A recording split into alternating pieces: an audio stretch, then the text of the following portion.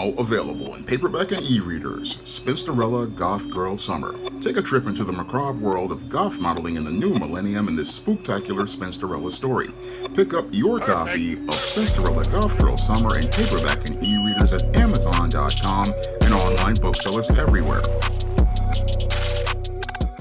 Better get the coleslaw, y'all, cause we're having us a barbecue. Lupitia Nyong'o is the latest black actress to find out that winning an Oscar does not lead to you being able to elevate your status in Hollywood.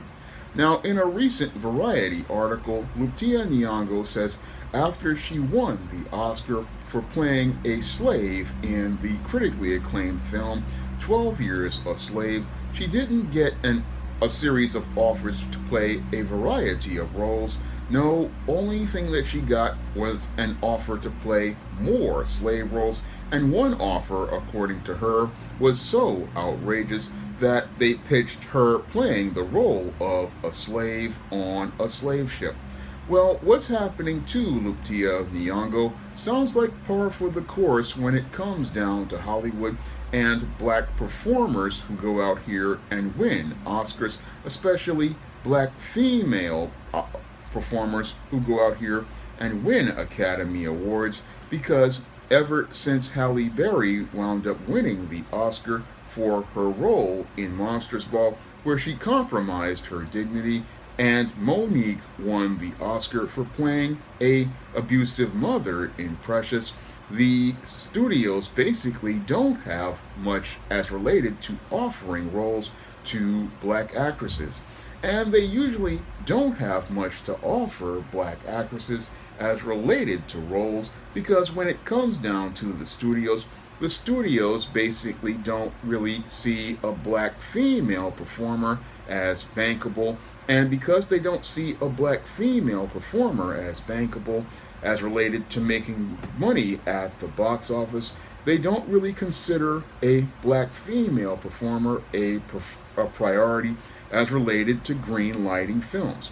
And when it comes down to screenwriters, many screenwriters themselves don't want to go out here and take the time to write stories which feature a black female lead, because any film that features a black female lead is basically a film that many studios would basically consider to be a liability. So it would be very hard to sell that type of script.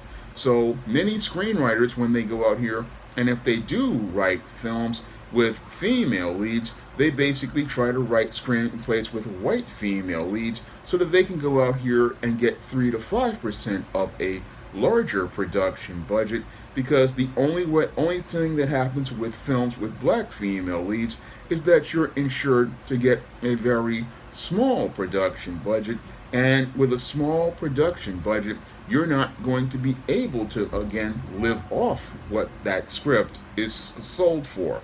No, that's the main reason why the studios really didn't have much to offer Lupitia Nyong'o, the same way they don't have much to offer Halle Berry or a Monique at all.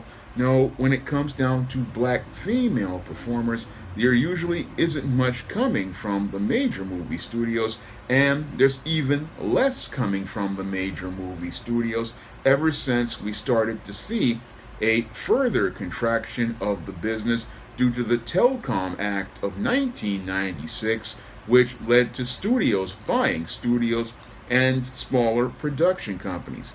And with all of these smaller studios and production companies being bought in the 2000s and the late 1990s, what has happened is there have been very limited opportunities for black actors and black actresses, and even an Oscar can't ensure that you're going to be able to get a job. No, it's not going to be able to ensure you're going to be able to get a job, especially if you are a black actress, because again, like I said before, when it comes down to the studios, they really don't want to greenlight a production with a black actress because it's going to be a loss. And many screenwriters, again, don't want to write a story featuring a black female lead because they're going to lose money on that script if they write it.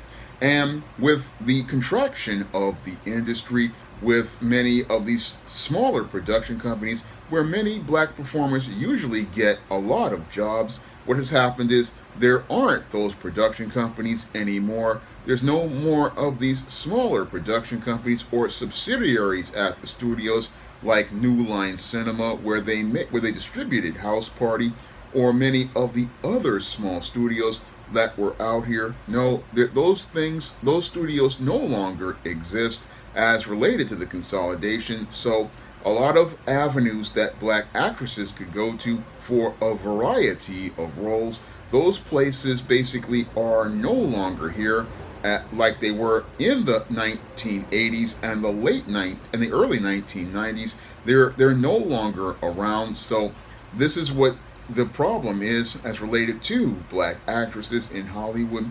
And what's happening now to Lupitia Nyong'o is that she found out the hard way, like Halle Berry before her and Monique before her, that even though you win an Oscar, yeah, you will be again praised for playing a slave, but you are now a slave to a system that really doesn't have many opportunities for black performers like it did back in the 1980s and 1990s. No, when it comes down to Hollywood these days, due to all of the contraction, what has happened now is that there are only a few places a black performer can go to, and sadly, many of those places really just want to make the same kinds of movies because the studios themselves want to play everything safe as related to the films they want to distribute. And when it comes down to American black American cinema is now controlled by a cabal of individuals like Oprah Winfrey, Lee Daniels, Tyler Perry, and Ice Cube. And they basically want to make films that basically are safe for their audiences and fit their narratives. So what's going to happen is if you're an actress like Lupitia Nyong'o, again, you may have an Academy Award to be able to try to use as leverage, but what's going to happen is because Oprah Winfrey, Lee Daniels, Tyler Perry, and Ice Cube basically want to see a certain type of movie and look to appeal to a certain type of audience, that means you're only going to get a limited type of role, which is usually with Oprah Winfrey. She likes to see old slave movies and, again, downtrodden black women who are being abused. And with Tyler Perry, all he likes to see are downtrodden modern black women who are being abused. And with Lee Daniels, he likes to see downtrodden modern black women who are being abused. And with Ice Cube, what he likes to see are hood movies. So there's very a limited variety of roles to play, and you really can't get to show your range as a performer when it comes down to these individuals who are offering the best pay in the entertainment industry for a black performer. And even then, a black performer gets lowballed at these black production studios that like Tyler Perry Studios and Oprah Winfrey's Harpo Productions. I mean, what happened to Academy Award nominee Taraji P. Henson? Basically, she got lowballed by Oprah Winfrey on one of her productions. And again, you would think an Academy Award nominated actress who was starred in a show like Empire would have been able to command at least $1 million salary for her work. But no, the only thing that Taraji P. Henson got paid, and again, Taraji P. Henson is one of those higher level actresses, and the most she could get is $100,000 for her performance in Oprah Winfrey's movie, and that's how bad it is for black female performers in Hollywood right now. And it's really bad because, again, you've got a woman who, again, has an Academy Award, but can't turn that into wealth. No, can't turn that into wealth as related to getting quality roles. Now, Lupitia Nyong'o has gotten a couple of quality roles in blockbusters like Black Panther and some Star Wars movies here and there, but most of the quality work really has come from the same place it's always come when it comes down to black performers. Usually, the more quality work where you get to show your range and show your skills as a performer, usually most of those roles either come in small budget independent films, or it usually, when it comes down to black female performers, the best roles come from independent black productions. Usually it's independent black productions that have the very best roles for black female performers, because usually the black male and black female screenwriters usually can go out here and write a character with depth and dimension. But sadly, unfortunately, when it comes down to those films, what happens is, yeah, those films have the best characters, but unfortunately, they don't have the best pay. And that's the bane of a black actress's existence. Yeah, if you want to get the good stories, you want to get the good scripts for a black female performer, usually you have to go out here and take a huge pay cut. Usually you're going to possibly only get maybe $1, maybe $2,000, because when it comes down to these smaller productions, basically they only have maybe at the most $1 million budget. Sometimes they only have a six-figure budget when it comes down to things. And in some cases, they're basically making the film with an iPhone. That's how small the budget is for many productions that have good scripts. And sometimes many of the good scripts, and if they're out here, again, that screenwriter, what they'll do is basically sell that script, and then the studio will rewrite that script for a white performer. I've heard about that happening multiple times, and I even go in depth on that in my screenplay, All About Marilyn. Now, I've had that All About Marilyn script. I wrote that script in about 2007, and it was a script detailing the struggles of black actresses in Hollywood. And right now in 2025, we still see the struggles of black female performers. We still see the struggles of black female performers in that even if you win an Academy Award, they don't really have much to offer you. No, many of the studios in and of themselves, they don't have much to offer you outside of the same stereotypical roles of slaves or of hood chicks, because that's what many of the white studio executives want to go out here and greenlight, because they want to play it safe. And the situation has gotten progressively worse as the studios have been contracting, and they've gotten caught up in superhero fever. Ever since they've gotten in superhero fever, it's been hard for black performers, because the roles for black performers were already limited, and it was even more limited for a black actress, because they don't really, again, write roles in these superhero movies for black female performers. No, don't write roles for black female performers, and if you can get one, it's very rare. Now, these same guys out here will say, oh, if you do make a role, it's gonna be woke, or it's gonna be a girl boss. But the whole thing is, the studios never really wrote roles for black female performers. No, when it came down to writing roles for black female performers, that was usually done by independent black filmmakers. That was done by people like Spike Lee back in the day, people like the Hudlin brothers back in the day with House Party when they gave us Sydney and Shireen. And it was also done by a lot of independent black filmmakers. Again, that's where black performers always got their best roles. And again, if it wasn't made by us, for us, many black actors wouldn't be getting roles. And when it came down to foreign performers like Lupitia and Nyong'o, what they're doing today is they jump in front of those black female performers here in America and again undermine them.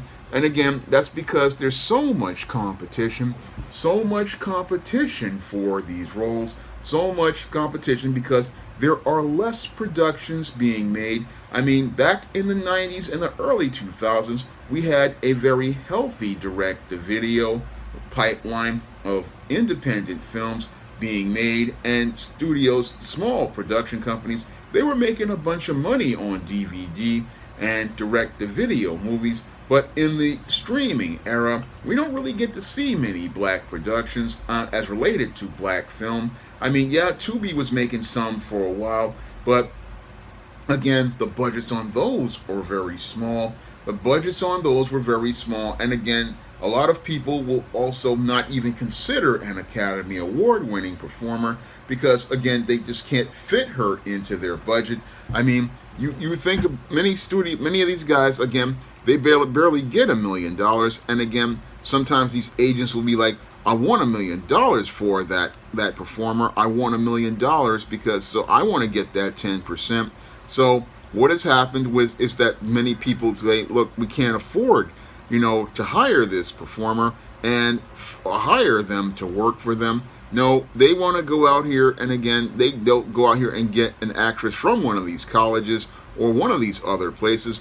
But what's really sad is that when it comes down to that Academy Award doesn't have that prestige that it has for black performers. No, I mean for white performers. When it comes down to the white performer, yeah, they get a lot of prestige, but they're not real. But they can go out here and again finesse that into a higher paycheck for themselves. They were able to do that in the 90s. I don't know about today because when it comes down to that Academy Award, it's not really, again, influential in, again, increasing your status or increasing your ability to go out here and, again, make the big bucks like they did in the 80s and the 90s. I mean, a lot of actors out here, again, they'll win that award, but they'll be struggling for years. They'll be struggling for years to find work because, again, many of the smaller production companies just can't afford them, and a lot of them basically can't afford, again, to work on jobs because of their expenses. This is another thing that happens to black actresses. Again, you have an agent, again, who gets 10% off the top. You have 50% in taxes, and a lot of these productions have long hours, and again, that's not much money. Again, if you're only getting paid $2,000, your agent only going to get $200, and again, it costs a lot of money to, again, work in Hollywood. Apartments themselves are like, again, $4,000-$5,000. Again, you have expenses because you're a production company.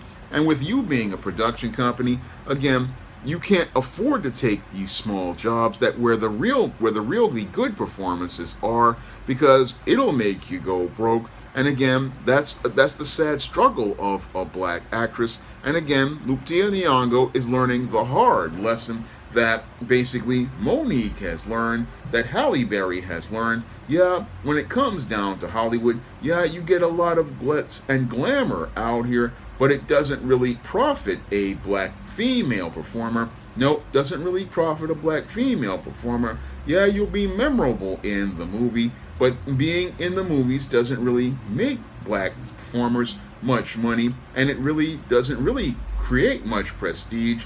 And the only way you get any sort of prestige as related to being an FBA performer is usually from other foundational black Americans. And again, the only place that you're going to get recognized and again acknowledged with greatness is usually with the FBA community. And again, Lupitia Nyong'o and the movie 12 Years a Slave, again, our story, but it was told by a British director and a foreign performer. Again, roles taken from FBA.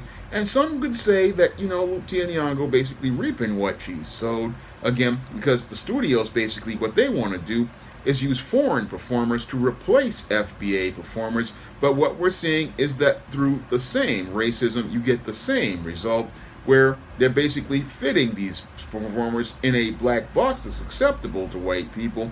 And once they finish using them, they basically toss them and discard them, similar to the way they discard black performers like Halle Berry and Monique once they've gotten them to compromise their dignity and their self-respect in front of the screen. And again, this is why I'm always campaigning for black people to create our own media as part of new black media. That's what I do here at SJS Direct as related to stories like All About Marilyn, which detail the struggles of black actresses in Hollywood.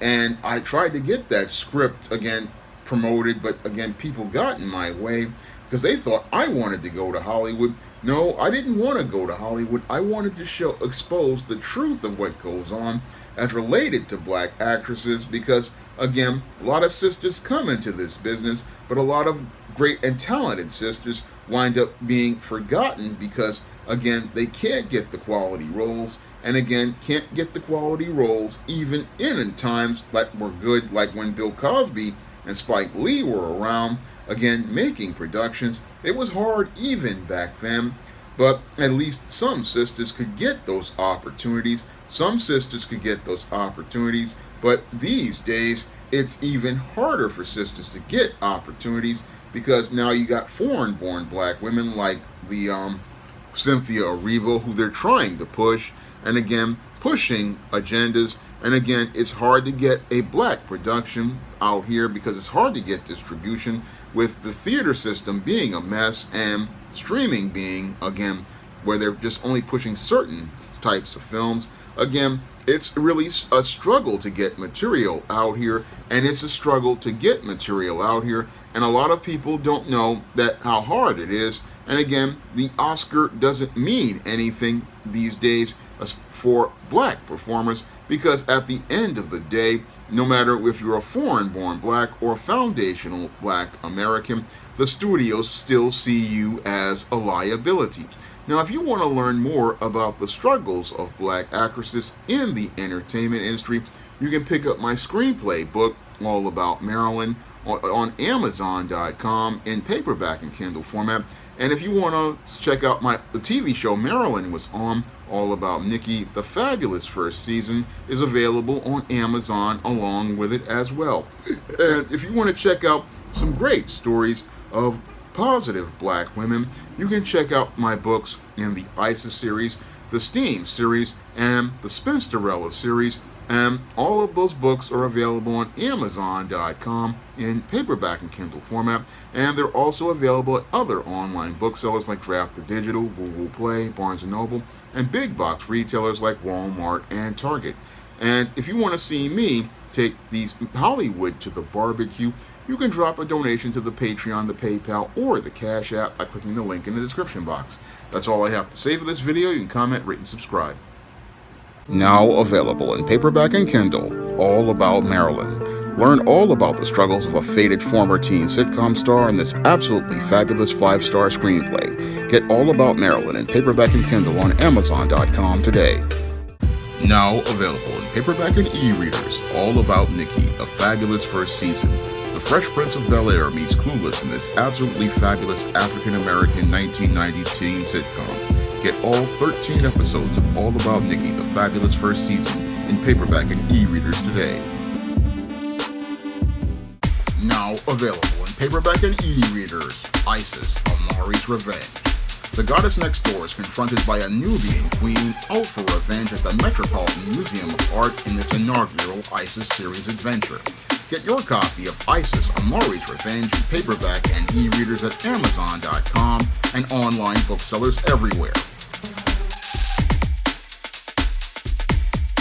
Support Black-owned and Black-operated digital broadcast media. www.niceradionetwork.com. Nice Radio Network broadcasting 24 hours a day, 7 days a week.